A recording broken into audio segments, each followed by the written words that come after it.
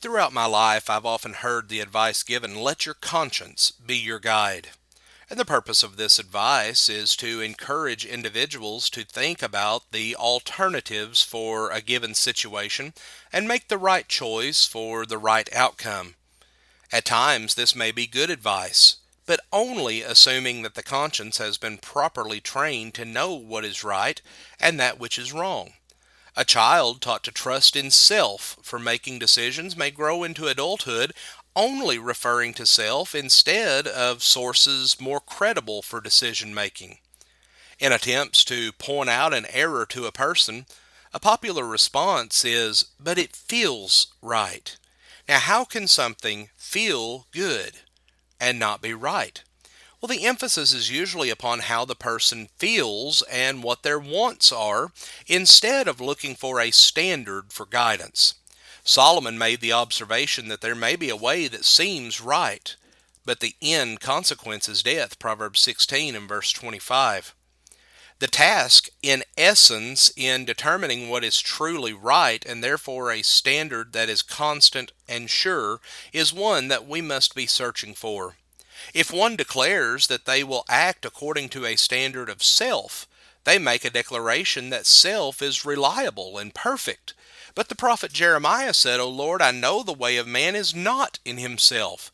It is not in man who walks to direct his own steps. Jeremiah 10 and verse 23. But it's easy to note the dynamic nature of man. For this fundamental reason, man is not able to accurately direct his own steps in true righteousness without an external source to set a fixed standard. Man is able to change his mind, and what may seem right today may not seem right tomorrow. But in contrast, God is static and has set the standard and will not move from it. This static nature of God allows the creation of a static standard. James said that there is no variation or shifting of shadow in God, James 1 and verse 17. And just as God is unchanging, the things that God states is true will also be unchanging, John 17 and verse 17. And this is made manifest with the examples of the messages given by angels in Hebrews 2 verses 1 through 4. If the message of angels were sure, how much more would the words of an unchanging God be? Friends, changing the message causes confusion. It causes disorder and chaos and unrighteousness. It causes variances and dynamic flows of moral activity, which by nature is contrary to God, 1 Corinthians 14 and verse 33.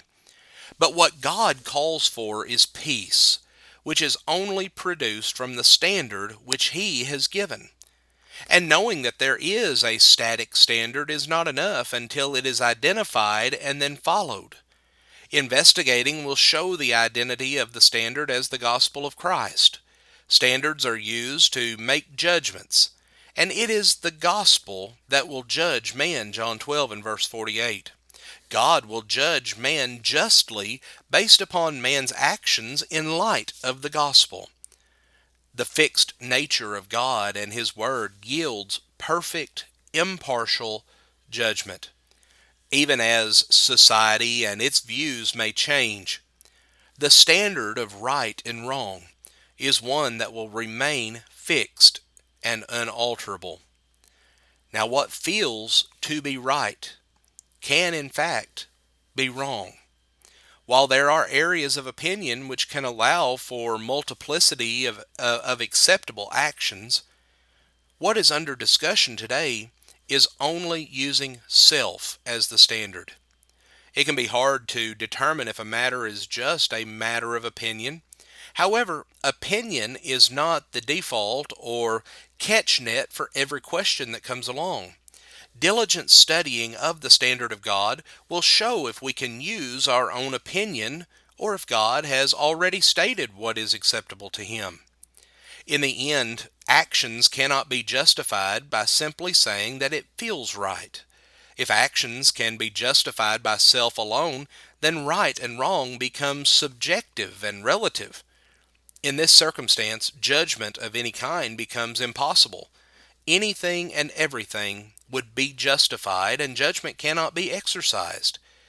But in reality, though, truth is established and preserved by God forever. 1 Peter 1 and verse 25.